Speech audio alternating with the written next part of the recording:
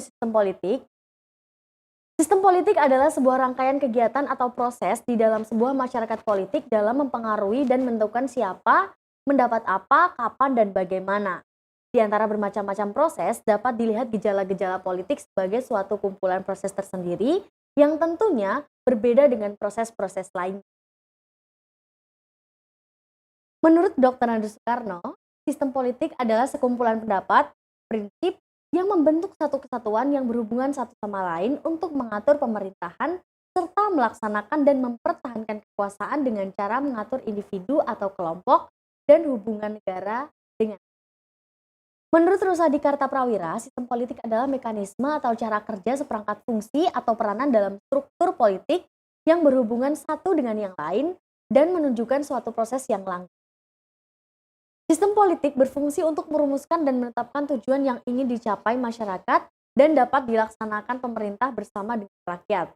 Untuk membuat sistem politik diperlukan unsur-unsur yang merupakan pembentukan pola. Pola ini berasal dari banyak hal, diantaranya budaya, lingkungan, masyarakat, kondisi sosial, dan hukum. Sistem politik yang dianut oleh negara-negara di dunia pun bermacam. Berikut ini merupakan macam-macam dari sistem politik. Sistem politik di negara komunis. Ciri-ciri sistem politik yang ada di negara komunis adalah sebagai berikut. 1. Tidak ada ketentuan politik bagi rakyat.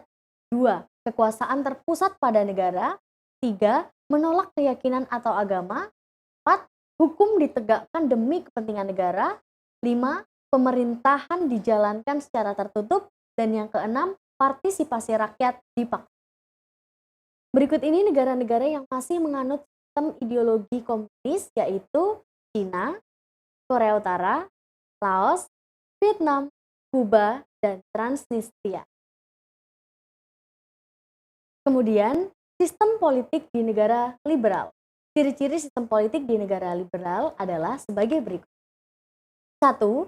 Kebebasan politik bagi rakyat. 2. Jaminan hak asasi manusia dalam konstitusi.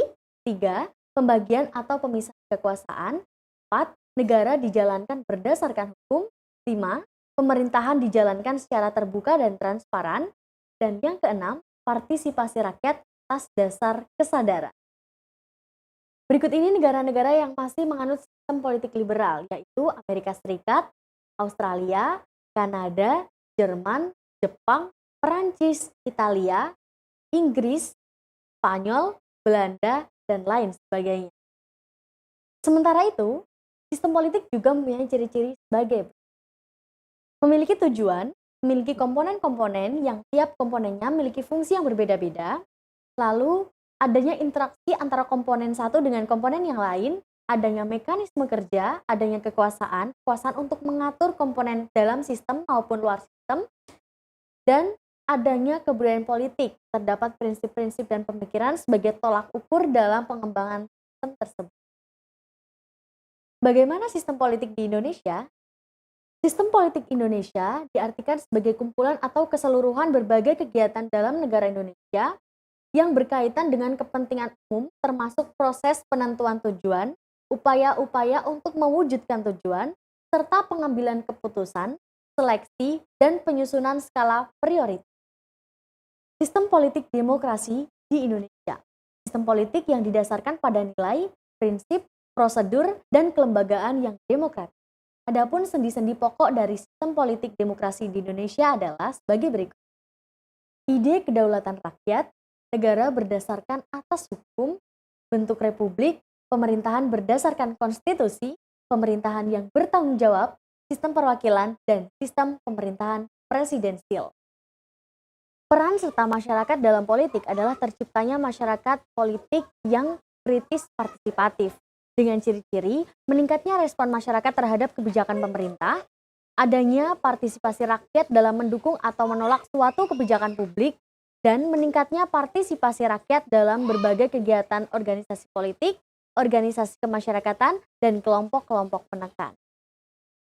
Demikian tadi sedikit penjelasan mengenai apa itu sistem politik. Terima kasih, semoga bermanfaat dan sampai jumpa di pembahasan selanjutnya.